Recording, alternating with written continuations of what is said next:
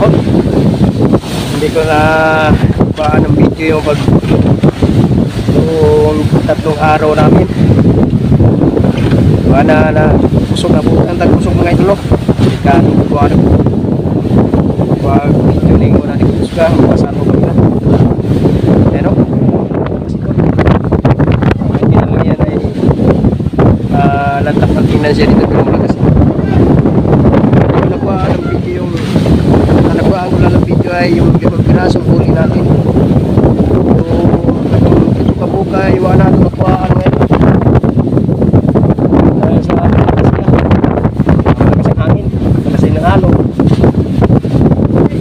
ayan ay magmi-Mercedes kami mga idolo dahil magbabaking tayo. Yung mga taga-Matir ay madaming huli yan, marami ang huli sila. Yun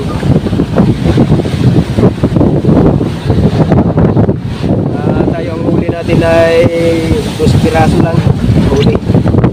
7 hindi ko nakuha ng 7 o 5 tuna lang nakuha ang mga idolo.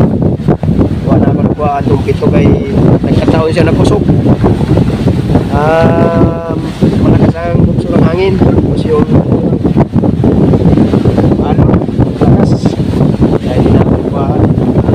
Mag-video na lang tayo dito sa Mercedes mga idolo. Nabawi na lang tayo doon.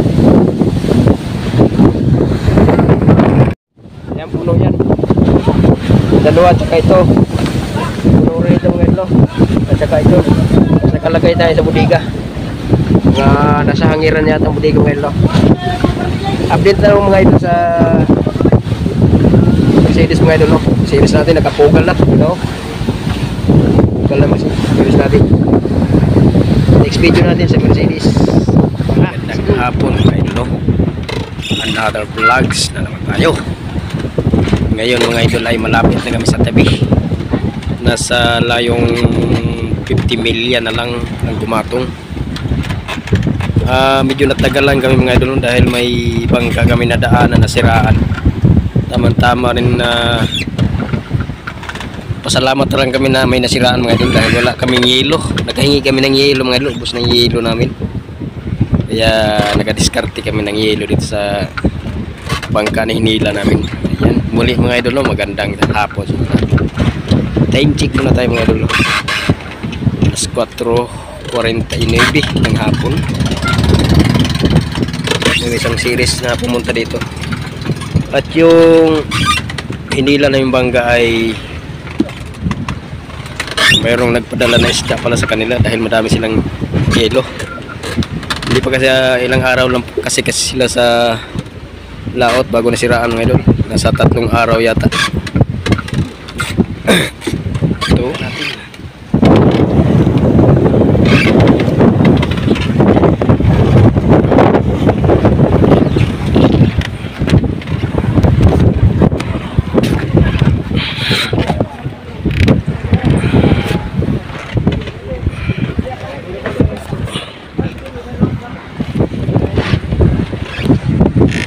Ayun yung nagpadala ng isda sa kanila.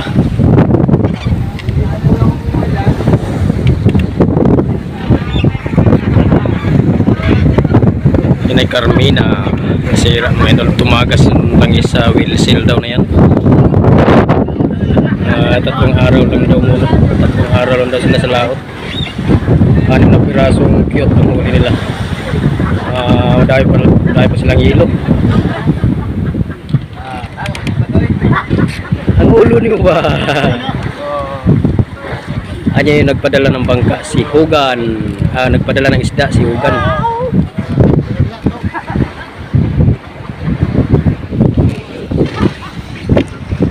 Alam problema mga idol, malapit na tayo sa tabi. Bukas ng alas 8 yata ay nandun na tayo sa Gumatong. 50 milyan Gumatong, tapos galing sa Gumatong papuntang Dinahican ay nasa 20 miles, nasa 70.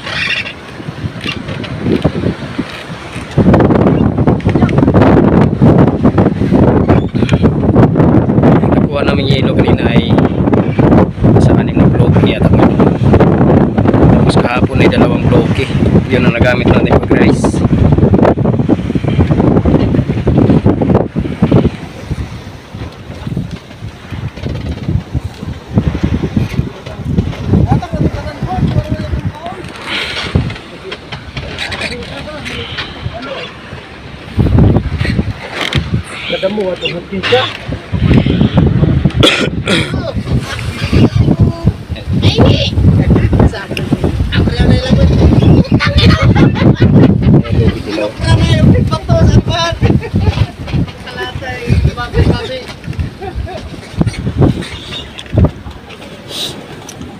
Maraming huli yan, Sugad. Kung absan na, dito kita gawa ni Kwan. Gawa ni Junjun.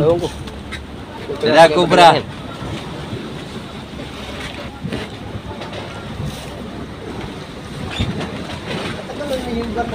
Kaway, kaway, kaway, kaway. Kaway, kaway ba? Kaway, kaway. Kew. Nagilon lang. Kaway, kaway ba? Kaway, kaway. Sa atin lang to. Bola lang yan. Nagilon lang tayo. Oo.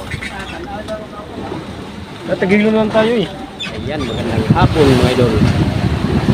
Nakarating na kami. Dito na kami sa Dinahican. Sa wakas no, ilang araw takbuhan din.